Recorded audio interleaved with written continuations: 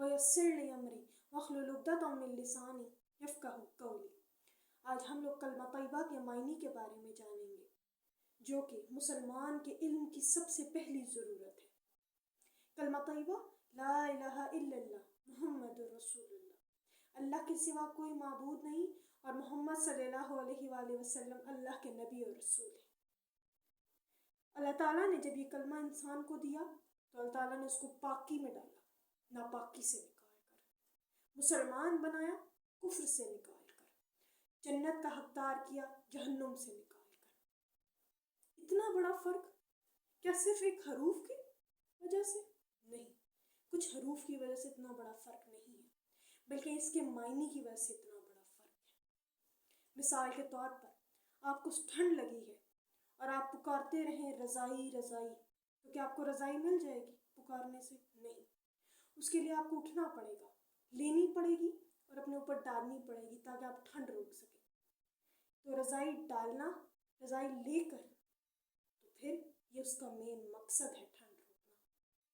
اسی طریقے سے کلمہ جو لا الہ الا اللہ ہے، اس کا مطلب ہے فرما برداری اختیار کرنا۔ اور وہ فرما برداری کیا ہے؟ کہ میں نے ہر چیز کو انکار کیا اور صرف اللہ کو اپنا معبود بنایا، اور یہ میرے اللہ کے ساتھ عہد ہے جو میں نے دن اول پر کر لیا تھا۔ اور وہ عہد کیا تھا؟ کہ میں نے اللہ کے سوا کسی کی عبادت نہیں کرنی، اللہ کے سوا میرا کوئی معبود نہیں ہے۔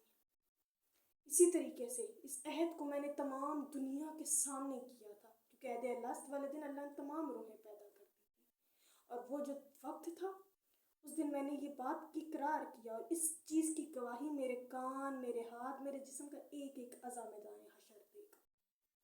اللہ تعالیٰ ایک شہنشاہ ہے، اس نے اپنے اس کلمے کو اتارا تو اس کلمے کے کچھ احکامات اتارے، اس احکامات کے لیے اس نے نبی صلی اللہ علیہ وآلہ وسلم کو بھیجا، جنہوں نے ہمیں اللہ کے اس کلمے کے احکامات بتائے کہ اللہ کے سوا کسی کی عبادت نہیں کرنی، اور یہی حکم حضرت آدم سے لے کے نبی تک تمام لوگ لے کر آئے۔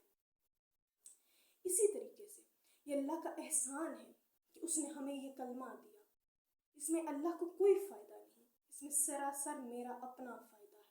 کیوں؟ کیونکہ اس کلمے کو پڑھنے سے جنت مجھے ملے گی۔ اللہ کہتا ہے تمہارے جان کے بدلے تمہیں جنت دوں گا، لیکن وہ جان اگر اللہ کی دی ہوئی امانت ہے تو اسی کے لیے کام کرنے کے لیے خرچ ہو، اور تب ہوگی جب میری بنیاد ٹھیک ہوگی، اور بنیاد میں اس کلمے کا ہونا بہت ضروری ہے۔ اور اگر میں اللہ کے اس احسان کو یاد نہیں رکھتا تو میں احسان فراموش کہلاؤں گا۔ مجھے اللہ کے احکام پر عمل کرنا ہے، اللہ کی بات کو جان کر اس کی پیروی کرنی ہے، علم حاصل کر کر فہم لے کر لوگوں تک پہنچانا ہے۔ تو اللہ تعالیٰ ہمیں اس کلمے پر عمل کرنے والا اور اس کے احکام نبی کی حدیث سے سمجھنے والا بنائے۔ وآخر الدعوانا الحمدللہ رب العالمین۔